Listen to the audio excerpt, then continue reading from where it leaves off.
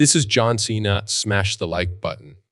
If you think that Ricochet already feels like an afterthought in All Elite Wrestling, it's amazing how he blended in so quickly.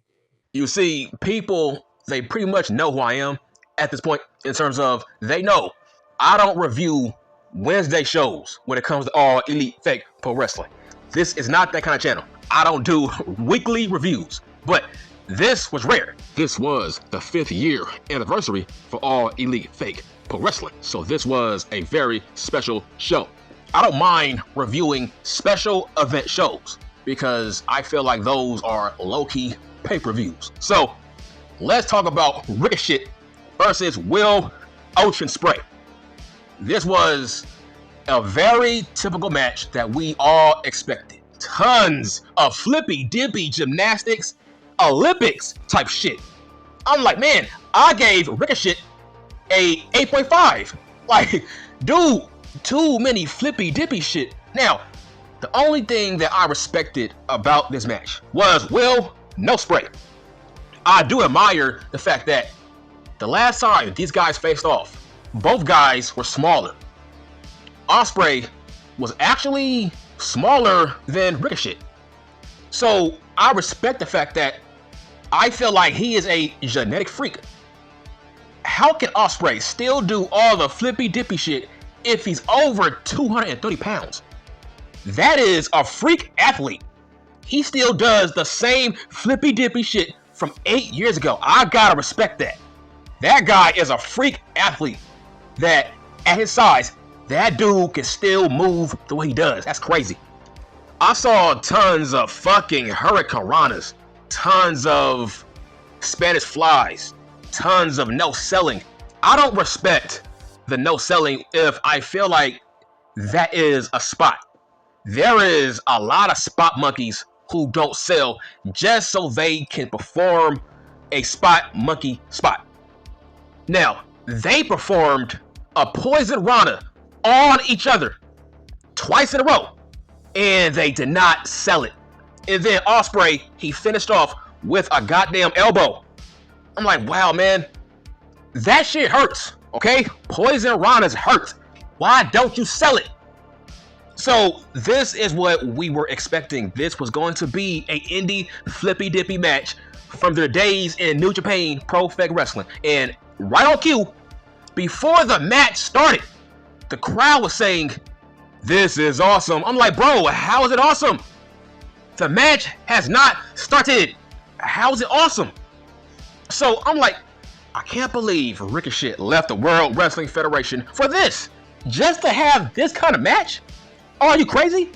I'm like, bruh, you can have that same match with Carmelo Hayes. You could have this same match with Javon Evans. Like, what's so special about this match? Ricochet, he ain't going nowhere after this match is over. Now, I do love the fact that Take a Shit, he spoiled everybody's wet dreams. I love that. I'm like, hold on. Is TK trying to push Take a Shit? I love it. I had no problem with Take a Shit spoiling Mark's dreams. I love it. He got major heat that he fucked up this match. I love it. All you marks of Ricochet, man, I hope you hate Take a Shit. He ruined your wet dreams, your wet fantasies about this fucking match. This match was just, who is more athletic? Who is better at flippy dippy shit? This was not a technical match. This was an indie spot fest. Huge spot fest. I'm saying Ricochet doing hurricanranas off the barricade. I'm like, okay, this is what we expected. And then Ricochet tried to do another hurricanrana on Will Ospreay, and right on cue, he lands on his feet off the top rope. Now, I do respect the fact that Ospreay is very athletic at his size. I respect that. But I was not impressed by this match. I don't know why Tony Khan Man loves this shit. I don't know why the All Elite Fake Pro Wrestling audience loves this. Check this out. If you've seen this match, my first thought was, I'm like, damn, this dude Ricochet, he fits right in. He blends right in when it comes to All Elite Fake Pro Wrestling. All I saw was tons of pointless flips, dives, and kicks. This was not the same Ricochet from Raw, SmackDown. This is the indie Ricochet. I don't like it. So, is this what you want to see?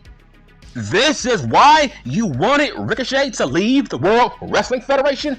For this match to do these moves? Who cares about these moves? This felt like a mid-card match. This did not feel like a main event match. Flips, dives, and kicks, they don't translate to the fucking main events. It don't. Unless you are fucking Rey Mysterio. Flips, dives, and kicks, that don't translate to the main event. This felt like a mid-card match. Also, I did not like the fact that both guys pinned each other and the match was over. How come Con Man always does this? He did this with Max, Adam Coleslaw. He always does these false finishes in terms of this match is now a draw. And then 2 minutes later, Con Man talks to the ring announcer via phone and he says, "Oh, this just in. Con Man says the match will continue." I'm like, bro, how many times are you going to do the same move, the same trick? It's corny. Like I said, big shout out to Take a Shit. I'm glad he ruined this match and he made all the smarks cry. He made y'all cry in your fucking pillows. I saw people giving him the bird.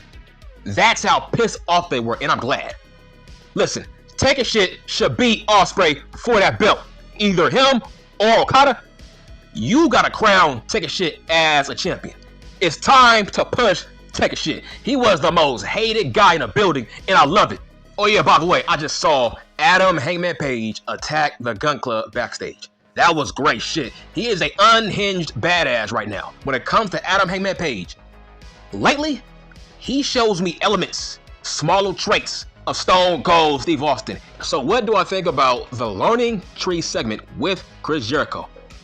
These I hate. I hate these segments because they are so weird. Because every time Jericho gets attacked, Big Cass don't do shit. And Brian Keith don't do shit. They just watch and just walk away. I'm like, what? Why are you walking away? He just been attacked. The only positive thing about this segment is at least Mark Briscoe is on TV every week. I will say this, Darby Allin is getting better and better at promos. That was a great promo that he cut at that abandoned yard. That was great shit. He really reminds me of Vampiro. That's who Darby Allin reminds me of. Vampiro from WCW. So I just watched Hangman Page versus OJ the Juice Man Robinson. This was the best match on the card. Go back and watch this match. It felt like a pay-per-view match because they were fighting in the goddamn stands. This felt like a blood feud. This was a great match. I think Jack Perry and Adam Hangman Page are the 2 hottest guys in the company. How about that? 2 guys that were victims of CM Junk, and now they are the hottest guys in the company. Now, to go back to this match, man, I love Juice Robinson. Like I said, I think last year I said that Juice Robinson reminds me of Macho Man Randy Savage. And guess what? On commentary, Tony Schiavone said Juice Robinson reminds him of Macho Man Randy Savage. So that just goes to show you, I know about fake pro wrestling. He is a modern day Macho Man Randy motherfucking Savage. This current version of Adam Hangman Page, it feels like Stone Cold Steve Austin from 1996. I'm talking about the King of the Ring Stone Cold Steve Austin. When he said, 316, I just whooped your ass. People tend to forget, when Austin won the King of the Ring, he was a heel. That promo with Michael Hayes, that was a heel promo. He was talking shit about Jake Roberts. Jake was the face, Austin was the heel. Was he a hated heel? No, he was not a hated heel. So back in 1996, people were not booing Stone Cold Steve Austin. Why? Because we felt like he was justified. His actions were justified. We felt like Bret Hart was a crybaby goody two shoes, but not Stone Cold Steve Austin. People related to Stone Cold Steve Austin more than Bret Hart. That's who Hangman Page reminds me of. I'm not saying the whole entire character. I'm just saying the rise of Stone Cold back in 1996. This reminds me of Stone Cold. Adam Page, right now. Yes, right now, Adam is playing a heel, but the crowd still don't boo him. Just like Stone Cold Steve Austin back in 1996. Yes, he was doing all this bad shit, but it was cool. It was cool bad shit. That was very different, very unique. Adam Page is an unhinged badass that people relate to right now. We get the fact that he burned down Swerve Scott's house. That was justified. When Stone Cold broke into Brian Pillman's house, that was justified. Now, do you get it? Now, do you get it? I feel like they have huge parallels right now. I'm only talking about the 1996 Stone Cold, not beyond. I'm talking about the rise of Austin. The Austin 316 King of the Ring Austin. That's who Adam Hangman Page reminds me of. But this was a very good match. I love Juice Robinson. I wish he was in NXT, man. Fuck. I wish he was on Raw or SmackDown, man. He's built for a bigger platform. If he was on SmackDown, Raw, man, he would be so over. Because he has a very unique character that the crowd can get behind. Because in my opinion, he is not a heel to me. Juice Robinson, he is not a heel. He is a good guy. He is a face to me. Do not turn him heel. Robinson is not a heel. But I love the fact that Jay White returned. That was great shit. Adam Page was the rightful winner. And I love the fact that Adam Page won by a low blow. That keeps Juice Robinson strong. That means Juice is not buried. He did not lose clean to Adam Hangman Page. This was a very good match. And it's weird. The crowd did not boo Adam Page when he gave Robinson that low blow.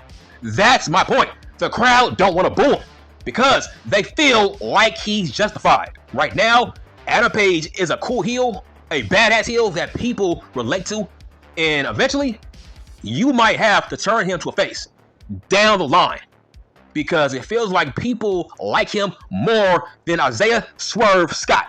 So what do I think about Dr. Britt Baker versus Serena Deeb? This was a very good match, but I did not care about this match. Why? I only care about super thick women. Where are the super thick women on this card? Is Hangman drunk? Maybe. Maybe Hangman was drunk because where were the super thick women on this show? I don't know. Maybe Hangman wanted variety on this show. Maybe that's why he did not book super thick women on this show. And I think that's why he booked slim women on this show, just to provide a variety on Dynamite. That's what I think. But I dozed off in this match. It was solid. It was good. But if I'm not seeing super thick women on my screen, I'm going to doze off. So what was the outcome of this match? Obviously, Dr. Britt Baker won this match. That was not a shocker. It's Pittsburgh. That's her hometown. So what do I think about Taz being off TV from an attack? That was weird. That was so random. So here's my thing. Are they trying to write off Taz off TV? Is Taz leaving for the World Wrestling Federation? Maybe. Because we all know Hook is leaving soon. Hook is leaving. And now Taz is off television? Why? That was very random. Why is Taz off TV from a random attack? So I'm going to assume Hook, his next feud will be a send-off. This will be Hook's last feud. Whoever attacked Taz, this will be the last time we see Hook in a feud before he goes to NXT. I think I spoke too soon. I think I was being too hasty. I just saw a backstage promo with sexy-ass Mariah May, but guess who got in her face? It was super thick Willow Nightingale. So I guess Hangman was not drunk. He had to add at least some kind of thickness on this show. So I commend Hangman. I'm glad that Tony Khan gave his audience a taste of some thickness backstage. I'm glad he added super thick, sexy ass Willow Nightingale on this show. It was very much needed. That woman is a sexy ass, thick woman. Who wouldn't smash Willow Nightingale? Okay, so a couple of days ago, I made a video about the top 5 stars from All Elite Fake Pro Wrestling that would do well if they were in NXT. And the top of my list was Isaiah Cassidy and Mark Quinn. Private motherfucking party. And now, days later, these guys are now getting a push in All Elite Fake Pro Wrestling. Does Hangman realize now that those guys can go to NXT and become stars under Shawn Michaels? Now, all of a sudden, Tony Khan wants to book Isaiah Cassidy, Mark Quinn against the Bucks for the tag team titles. All of a sudden now, huh? Because he now realizes those guys can be stars under Shawn Michaels. He's about to lose the Lucha Bros. He don't want to lose Isaiah Cassidy and Mark Quinn. So, private party. They had a jobber match on Dynamite. That was rare. We never see those two guys in a jobber match unless those guys are losing. They actually squashed a tag team on Dynamite. That means those guys are about to be pushed by Tony Khan. Why is that? All of a sudden, I make a video about those guys will be stars if they were in the World Wrestling Federation. Now, Khan is scared now. He's scared that the word is out. He saw Ethan Page. He sees Brian Pillman Jr. He sees all his guys are now stars under Shawn Michaels. So I'm glad that Tony Khan is trying to push Private motherfucking Party after 5 years. Also, it looks like Stokely Hathaway will manage Private motherfucking Party soon, and I like that. Now, let's talk about MVP bringing in Shelton Benjamin. That is a great pickup. I like this move. I'm glad that Shelton has a job, and obviously Bobby Lashley will come in soon to join MVP and Shelton Benjamin. So let's talk about the next match, Okada versus Bryan Danielson. This was a very good match, but man, I am so bored of Daniel Bryan matches. It's like every match, it's the same shit over and over again. I am tired of watching Bryan Danielson in a goddamn ring. Now, obviously, DB won this match. Now, this was the first time that Okada has been pinned in this company since signing with All Elite Wrestling. That was a very, very big win. But let's move on to the next segment, where the BBC came in and attacked Daniel Bryan. And what's his name? Wheeler Useless came in and tried to help out DB. Listen, I think that Wheeler Useless will turn on Daniel Bryan and he will fall in line with the new BBC. Like I said, this is a bootleg version of the Bloodline. Wheeler is Jey Uso. That's who he is. Wheeler is Jey Uso, and Sami Zayn is Bryan Danielson. I feel like Wheeler will fall in line and he will turn on Bryan Danielson. Now, what do I think about their tag team match, player? DB Wheeler versus the BBC, Pac and Cesaro. That is next Tuesday. Hold on. Is it NXT on Tuesday? So I think they are going to be competing with NXT and they are going to get their ass whooped. I think that NXT is going to whoop All Elite Wrestling's ass next Tuesday. It's not going to be close. They are going to win the ratings battle next Tuesday. And I'm done.